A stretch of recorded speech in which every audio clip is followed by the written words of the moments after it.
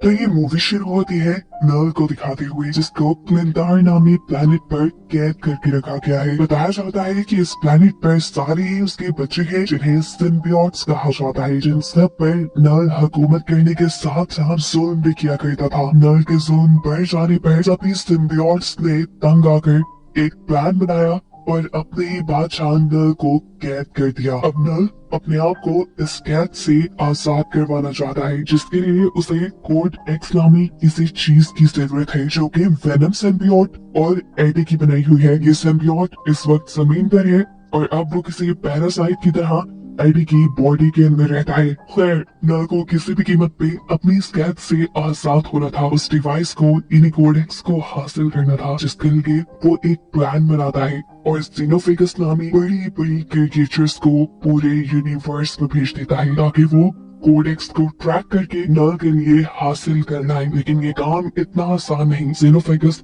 Code x को तभी track कर पाएंगे जब वेनम सिम्बियोट पूरी तरह से एडी की बॉडी को अपने कंट्रोल में लिए होगा। अब सीन कट होकर हमें एडी को दिखाया जाता है, जो एक बार में बैठा किसी से बातें कर रहा था। अचानक उसके पीछे कोई पोर्टल ओपन हुआ, जो पोर्टल उसे अपने अंदर खींच के ले गया और मालूम हुआ कि वो अब एक दूसरे यूनिवर्स में पहुंच चुका है। इस यूनिवर्स में भी है वो इस वक्त प्लेनेट अर्थ पर ही, और एक शॉकिंग बात उसे ये पता चली है कि पूरी दुनिया उसे और उसके वेनम सिम्बियोट को ढूंढ रही है। लेकिन यहाँ पर एडी और वेनम ये फैसला करते हैं कि वो न्यूयॉर्क जाएंगे और एक खास आदमी को ब्लैकमेल करेंगे, जो इस सारी सिचुएशन से उनको बाहर निकाल सकता है। अब इससे पहले कि ये लोग इस शहर से निकल पाते, ये दोनों देखते हैं कि कुछ लोगों ने मासूम डॉग्स को पकड़ा हुआ था, जिन्हें वो फाइटिंग कंपटीशन के अंदर लेकर जाने वाले थे। ऐसे इन डॉग्स की जान खतरे में थी और इन डॉग्स को बचाने के लिए एडी और वेनम सिम्बियोट इन लोगों से लड़ने लग जाते हैं।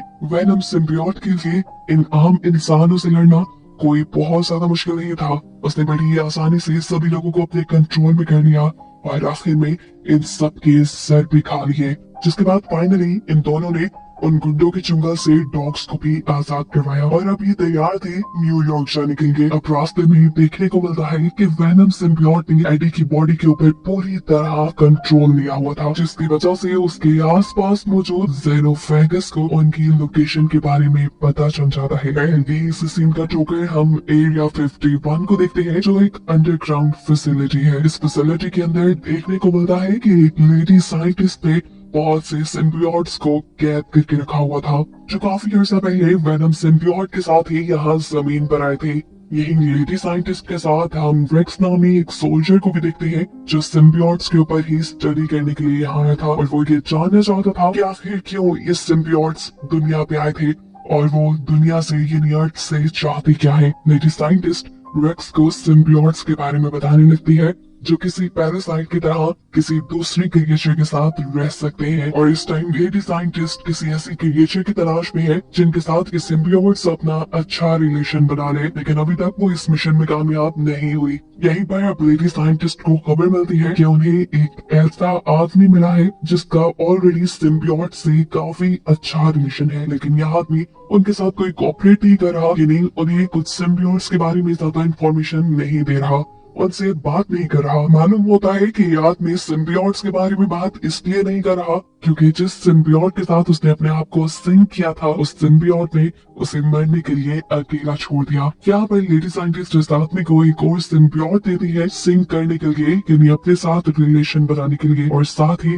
उसे ये भी बताती है कि ये सारे के सारे सिम्बियोट एक नल नामी क्रिएचर के बच्चे हैं और कैसे अपनी बेहिसी के चलते नल इन सारे सिम्बियोट्स को मारना चाहता था, लेकिन इन सारे सिम्बियोट्स ने बगावत की और मिलकर नल को ही कैद कर दिया और खुद वहां से आजाद हो गए। नल अब अपने उस कैद से आजाद होना चाहता है, जिसके लिए उसे कोड एक्स की जरूरत है। समझ लो वो कोड एक्स उसकी जेल की चाबी है और वो कोड एक्स इन्हीं सिम्बियोट्स में से किसी एक सिम्बियोट ने बनाया है, लेकिन जितने सिम्बियोट यहाँ मेरे पास है इनमें से किसी के पास भी कोड एक्स नहीं। और उसी कोड एक्स को लेने के लिए नल ने बहुत सारे xenophagus अब अर्थ पे यानी दुनिया में भेजे हैं। इधर हमें तो पता है कि वो कोड एक्स है वेनम सिम्बियोट और एडी के पास। अब सीन दोबारा वहीं पे शिफ्ट होते हैं जहां हमने देखा था कि सफर करते हुए वेनम सिम्बियोट ने पूरी तरह एडी की बॉडी पे कंट्रोल ले लिया था और उसी की वजह से एक जेनोफेगस ने उन्हें ट्रैक भी कर लिया। वो अब उनसे जैसे ही कोड एक्स लेने के लिए उनके पीछे आता है तो यहाँ हमें मूवी का एक बहुत ही जबरदस्त शॉट दिखाया जाता है जिसमें वेनम सिम्बियोट और एडी का सामना हो रहा है जेनोफेगस से, और ये लोग प्लेन के ऊपर लड़ रहे हैं। इनकी लड़ाई ये ज्यादा देर चल नहीं पाती क्योंकि जेनोफेगस प्लेन के इंजन में आकर मारा जाता है। लेकिन अब इस इंसिडेंट से एक अच्छी चीज ये हो गई थी कि वेनम सिम्बियोट होशियार हो गया था। वो ये जान गया था कि जब भी वो एडी की बॉडी पर पूरी तरह कंट्रोल करेगा उसे कोई ना कोई जेनोफेगस ट्रैक करने का, इसलिए अब उसने एडी की बॉडी को कंट्रोल करने से अवॉइड करना शुरू कर दिया है। और ये बात उसने खुद एडी को भी बता दी है। ये कहते ही उसने एडी को प्लेन से नीचे फेंक दिया और उसे बचाने के लिए खुद किसी पैराशूट की तरह उसके ऊपर की तरफ उड़ने लगा। अब एडी को तो ज्यादा कुछ पता नहीं था कि वो क्रिएचर जिसने उसके ऊपर हमला किया वो कौन है और आखिर वो चाहती क्या है। यहाँ पर वेनम सिम्बियोट उसे बताता है कि वो क्रिएचर जेनोफेगस है जिसे नल ने भेजा है। असल में नल कोड एक्स लेना चाहता है जो उसके जेल की चाबी है जो हम दोनों ने मिलकर बनाई है, और अगर हम दोनों में से कोई भी मर गया तो वो चाबी खत्म हो जाएगी। एडी कंफ्यूज था कि उसने कोई कोड एक्स कब तैयार किया। अब वेनम सिम्बियोट उसे सारी पुरानी कहानी सुनाता है जहाँ पर उन्होंने कोड एक्स को क्रिएट किया होगा। अब यहाँ इन्हें बातें करते हुए देख लेते हैं रेक्स के आदमी यानी सोल्जर्स जो असल में किसी ऐसे ही सिम्बियोट को ढूंढना चाहते थे जिसने किसी इंसान के साथ लिंक बनाया हो और उससे वो बातें कर सके और जान सके कि आखिर उनकी दुनिया पे आने का मकसद क्या है। एडी खुद इतना ज्यादा ताकतवर नहीं था लेकिन जैसे तैसे करके उसने इन सोल्जर से बचने की कोशिश की और अपने आप को बचाने के चक्कर में उसने गलती से एक सोल्जर को भी मार दिया। उसकी हमेशा से ताकत उसका सिम्बियोट ही रहा था, लेकिन अब सिम्बियोट उसके ऊपर पूरी तरह कंट्रोल नहीं ले सकता था क्योंकि अगर वो ऐसा करता तो कोई ना कोई जेनोफेगस उनको ट्रैक कर लेता और उनके लिए मुसीबतें और ज्यादा बढ़ जाती। इसी सारी लड़ाई के चलते हम देखते हैं कि एडी गलती से पानी में गिर चुका है। तैरने की उसमें ताकत नहीं थी और अगर उसे बचाना था तो वो वेनम सिम्बियोट को ही बचाना था। वेनम सिम्बियोट उसे बचाने के लिए यहाँ ना चाहते हुए उसके ऊपर पूरी तरह कंट्रोल कर लेता है और ऐसे काफी सारे जेनोफेगस उन्हें ट्रैक कर लेते हैं। अब यहाँ इससे पहले कि जेनोफेगस इनके ऊपर हमला कर लेता ये लोग होशियारी दिखाते हैं और पानी से निकलने के फौरन बाद ही वेनम एडी की बॉडी को छोड़ देता है जिसकी वजह से जेनोफेगस उसे देख नहीं पाता और चिंचिला कर वो यहाँ काफी सारे सोल्जर्स को मार देता है जो एडी और वेनम के पीछे ही पड़े थे। एडी तो मौका पाकर यहाँ से भाग चुका था लेकिन पैदल वो कितना भी आगे जाता। यहाँ उसकी किस्मत उसका साथ देती है और उसे एक फैमिली मिल जाती है जो रोड ट्रिप पर निकली हुई थी। वो फैमिली एडी को लिफ्ट दे देती है और बताती है कि ये लोग एरिया 51 पर रुकने वाले हैं क्योंकि इन्हें बहुत सारे एलियंस को इन्हें सिम्बियोट्स को देखना है। एडी भूखा था। ये फैमिली एडी को खाने के साथ साथ जूते भी देती है क्योंकि एडी के पास इस टाइम जूते भी नहीं थे। रास्ते में ये फैमिली फाइनली एडी को लॉस वेगस छोड़ चुकी थी। हम यहाँ पर आकर एडी अपनी पुरानी फ्रेंड से मिलता है जो कि एडी के वेनम वाले रूप से बहुत ही ज्यादा इम्प्रेस थी और उन्हें खुश करने के लिए यहाँ मजबूरन उनके स्टार्ट करने पर वेनम को एडी की बॉडी पर कंट्रोल लेना पड़ता है, जिसके बाद ये दोनों यहाँ पे डांस करती है और इनके इस हैप्पी मूवमेंट का नतीजा ये निकलता है कि बहुत सारे जेनोफेगस उसे ट्रैक कर लेते हैं। अब इससे पहले कि यहाँ पर ही लड़ाई शुरू हो जाती वेनम एक और मर्तबा अक्लमंदी दिखाता है और एडी की बॉडी को छोड़ देता है जिससे सारे जेनोफेगस कंफ्यूज हो जाते हैं। एक तो अच्छा काम हो गया लेकिन जैसे एडी की मिस्टेक कम होने भी नहीं आ रही। यहाँ पर मालूम हुआ लॉस वेगस के अंदर भी रेक्स ने एडी को देख लिया है। बस फिर क्या था, रेक्स और उसकी पूरी टीम ने एडी को पकड़ लिया। उन्होंने एडी और उसके वेनम सिम्बियोट को अलग कर दिया और फिर जब एडी की आंख खुली तो वो एरिया 51 के अंदर था। यहाँ एडी के साथ एडी की ही जैसे एक और इंसान जिसे कैद किया गया था जिसका एक सिम्बियोट के साथ रिलेशन भी था, वो एडी को बताता है कि नल जो इन सभी सिम्बियोट का किंग है वो पागलों की तरह एडी और वेनम सिम्बियोट को ढूंढ रहा है और ये खबर तो पहले से ही एडी को थी। यहाँ पर हम देखते हैं कि रेक्स जो कि एक सोल्जर है वो बहुत ही ज्यादा खुश है क्योंकि एडी और वेनम सिम्बियोट का रिलेशन अभी तक काफी अच्छा है और उसे एडी की मदद से काफी सारी इंफॉर्मेशन मिल भी सकती है। वो अब इस जगह का सारा कंट्रोल अपने हाथ में ले लेता है और यहाँ मौजूद साइंटिस्ट को भी यहाँ से चले जाने को कहता है। अभी तो उसे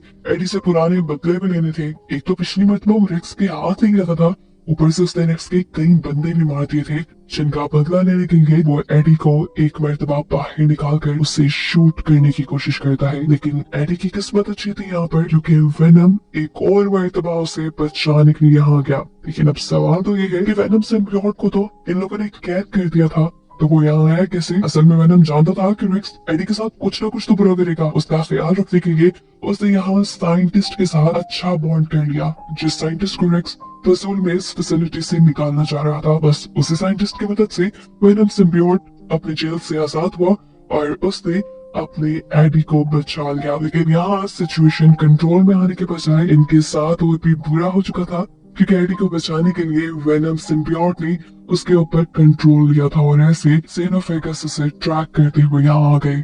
अब यहाँ भी मौजूद लेशर सिम्बियोट जो ये बात जानता था कि ये जेनोफेगस नल ने भेजे हैं और वो वेनम से कोड एक्स लेना चाहते हैं, वो इस सिम्बियोट को रोकता है, इससे लड़ता है और वेनम को यहाँ से भागने का मौका देता है, ये कहते हुए कि तुम चले जाओ और कभी नल को आजाद मत होने देना, यानी नल को कभी कोड एक्स मत देना। अब वेनम जानता था कि ये जेनोफेगस यहाँ पे मौजूद इंसानों को भी मार देगा उसे ढूंढते हुए। इसलिए चाहते हुए उस साइंटिस्ट ने कहा कि यहाँ पर मौजूद सारे सिम्बियोट्स को खोल दो, ताकि वो आप लोगों से रिलेशन बनाकर जेनोफेगस से आप लोगों को बचा ले। साइंटिस्ट उसकी बात मान लेती है और सिम्बियोट्स को खोल देती है, और सिम्बियोट्स भी बिना बताए किए काफी सारे इंसानों से बॉन्ड बनाते हुए जेनोफेगस से लड़ने लग जाते हैं और ऐसे यहाँ पर एक धमाकेदार फाइट शुरू हो जाती है। इतने में ही यहाँ पर वो फैमिली पहुंच जाती है जिसने एडी को लिफ्ट दी थी, और उन्होंने एडी को बताया भी था कि वो एरिया 51 में एलियंस देखने के लिए जाएंगे।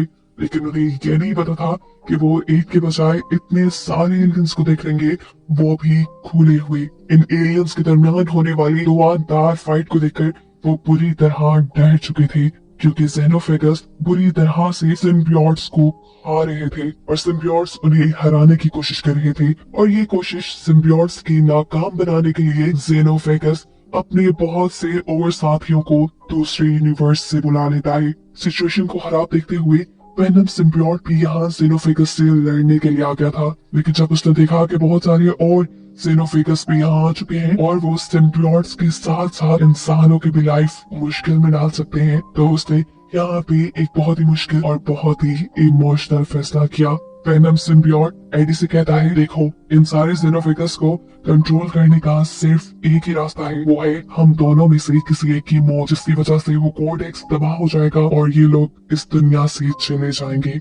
एडी सबके लिए बिल्कुल तैयार नहीं था। एडी के फैसले का वेनम इंतजार नहीं कर सकता था, क्योंकि जिन एक दो जेनोफेगस को इन्होंने मारा था वो भी अपने आप को रीजनरेट कर रहे थे। इन सभी लोगों को बचाने के लिए और सिचुएशन को संभालने के लिए वेनम अपना एक बड़ा सा रूप दिखाता है और इन सारे जेनोफेगस को अपने में लपेटते हुए एक मशीन की तरफ बढ़ने लगता है, जो मशीन हाई टेम्परेचर की मदद से एलियंस को मारने के लिए बनाई गई थी, और इसे एक्टिवेट करने का काम वेनम रेक्स को कहकर किया था। सारे जेनोफेगस के साथ साथ वेनम के भी उस मशीन में जाते ही रेक्स उस मशीन को एक्टिवेट कर देता है, जिसकी वजह से वहाँ एक बहुत बड़ा ब्लास्ट होता है और ऐसे जेनोफेगस के साथ साथ वेनम भी मारा जाता है और यहाँ काफी सारे लोग बेहोश हो जाते हैं, जिसमें एडी भी था। एडी को जब होश आया तो उसे ये मालूम हुआ कि उसका दोस्त यानी वेनम सिम्बियोट अब जिंदा नहीं बचा, और ये सुनकर एडी उदास हो चुका था। उसे इस खबर ने भी खुश नहीं किया था कि अब एडी पर लगाए गए सभी झूठे सच्चे इल्जाम खत्म कर दिए गए थे